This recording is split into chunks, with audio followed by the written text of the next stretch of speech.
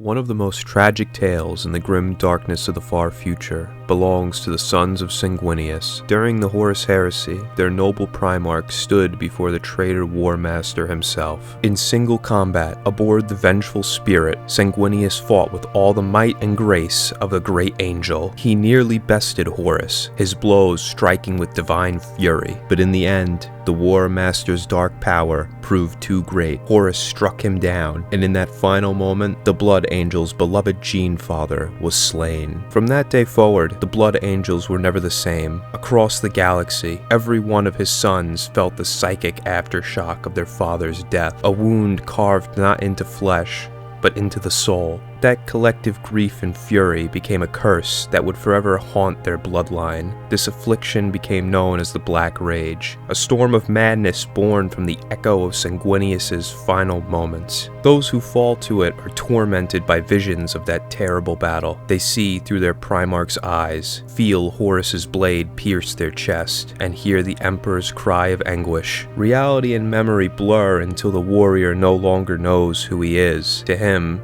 the siege of Terra was never ended. He believes himself to be Sanguinius, and his every breath is consumed by vengeance. When that moment comes, when reason gives way to fury, the Blood Angels do not shun their fallen brothers. Instead, they honor them. The afflicted are gathered by the chaplains and given one final chance to serve. Their crimson armor is repainted black, the color of mourning, and they are anointed in sacred oils mixed with their own blood. Thus begins their final crusade as members of the Death Company. Their black armor adorned with red teardrops and bone-white skulls, they are unleashed upon the enemy as living weapons of divine wrath. They bear roaring chainswords, crackling power weapons, and jump packs that send them hurling into the thickest of fighting. Every strike they make is a scream of defiance, every kill an act of penance. They fight without thought of survival, for to them, death in battle is not an end, it is redemption. To witness the Death Company charge into battle is to see tragedy and glory intertwined. They descend from the heavens like a storm of black wings, voices raised in wordless fury. To their brothers, they are a grim reminder of the fate that awaits all sons of Sanguinius. For every Blood Angel knows that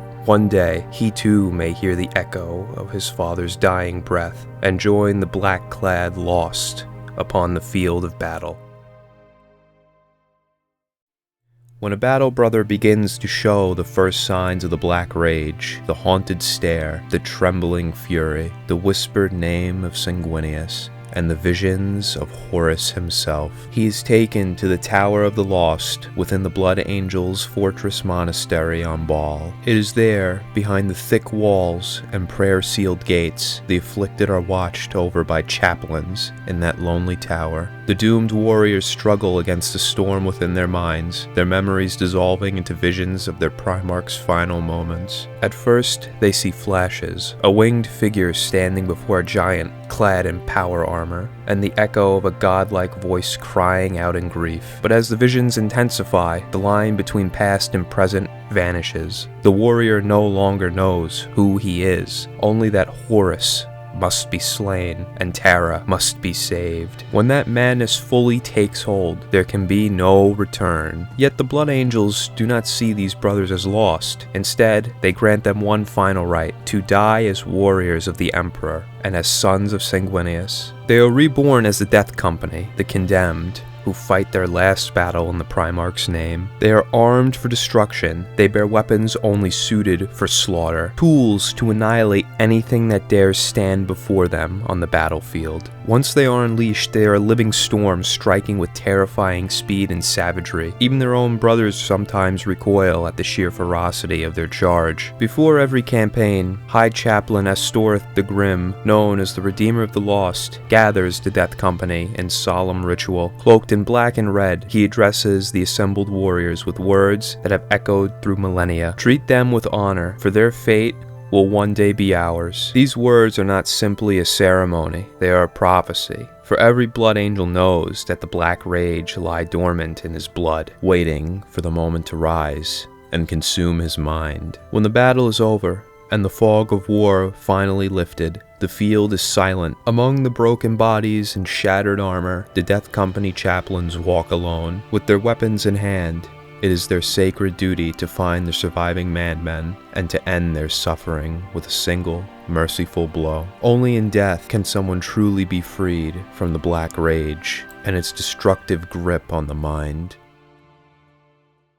Throughout the long service history of the Blood Angels, the Death Company has fought in countless campaigns, each one a testament to their unrelenting fury and valor. Wherever the sons of Sanguinius go to war, the lost march beside them, their presence both a blessing and curse. Among their many battles, few are as renowned or as tragic as the Third War for Armageddon. On the blasted plains of that world, the Death Company hurled themselves into the heart of Orc and Chaos lines, tearing through wave after wave of enemy with inhuman ferocity. Entire greenskin war bands were broken beneath their assault, and the black tide of the lost left only ruin in its wake. Though few survived their campaign, their sacrifice saved thousands of Imperial lives, buying victory at a terrible cost. Centuries later came the devastation of Baal, one of the darkest chapters in Blood Angels history, when the Tyranid Hive Fleet Leviathan descended upon their homeworld, blotting out the skies with endless swarms of monstrous creatures. The Death Company fought on, like true angels of death, their rage turning the tide again and again. But the numbers were beyond comprehension. For every Xeno slain,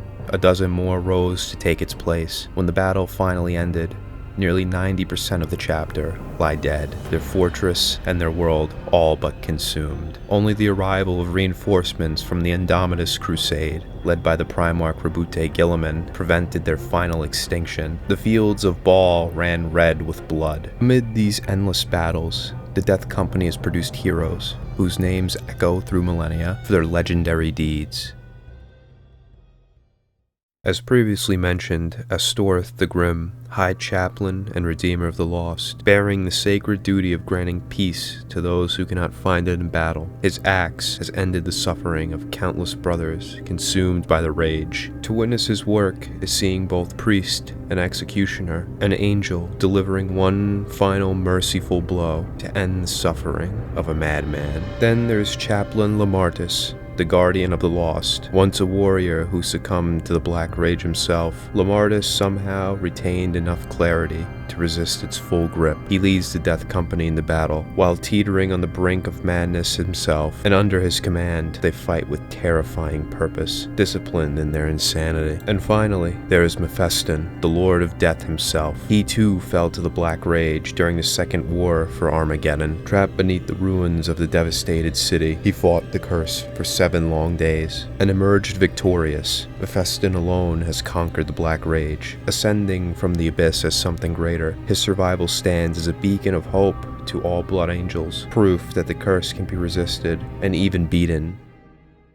But this curse, the Black Rage, is not confined to the Blood Angels alone. It runs deeper, woven into their very gene seed, a flaw inherited by all those who share the blood of Sanguinius. Every one of their successor chapters carries this same burden, and in time, all must face its cruel toll. From the Flesh Terrors to the Angels in Carmine, each chapter bears its own version of the Death Company, those brothers who have succumbed to the memories of their angelic Primarch's final moments. These fallen warriors are granted the same rights as those of Baal, their armor painted black, adorned with red crosses, and are blessed before battle. To these doomed sons, there is no redemption but death, yet their chapters do not cast them aside. Instead, they are honored, unleashed upon the enemy, to meet a glorious end in combat, their rage turned into weapons of divine fury, and marking them as some of the most terrifying units in the 41st millennium.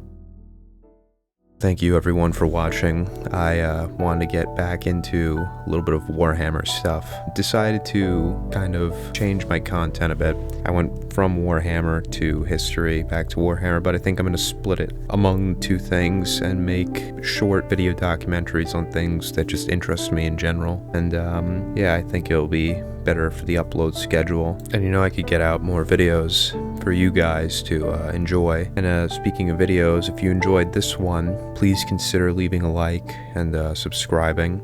I really appreciate it. It helps me out a lot. And I will be doing more videos on general things that interest me, not just focused like section like history or whatever, but I will be doing a lot more stuff, and stick around for that. But anyway, thank you everyone for watching, and I will see you in the next video.